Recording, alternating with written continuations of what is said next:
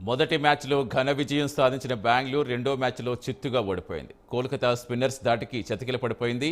205 పరుగుల భారీ లక్ష్య ఛేదంలో 17.4 ఓవర్స్లో కేవలం 123 పరుగులకే చేతులెత్తేస్తుంది. బెంగళూరుపై 81 పరుగుల తేడాతో కోల్కతా నైట్ రైడర్స్ అలవోకగా విజయం అందుకుంది. కోల్కతా తన మొదటి మ్యాచ్లో పంజాబ్ కింగ్స్ చేతిలో ఓడిపోయిన చారిత్రాత్మక ఈడెన్ గార్డెన్ స్టేడియంలో ఆర్సీబీని కేకేఆర్ మట్టి కరిపించింది. ఫస్ట్ బ్యాటింగ్ చేసిన కోల్కతా టీం 7 వికెట్స్ నష్టానికి 204 పరుగులు చేసింది. అనంతరం ఛేదంలో తడబడ్డ బెంగళూరు టీం 17.4 ఓవర్లలో 123 పరుగులకే ఆలౌట్ అయింది.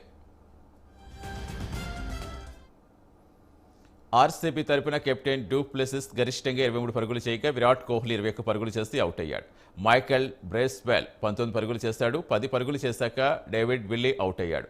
దినేష్ కార్తీక్ 9 పరుగులు చేసి పెవిలియన్కు చేరుకోగా గ్లెన్ మ్యాక్స్వెల్ 5 పరుగులు చేసి అవుట్ అయ్యాడు.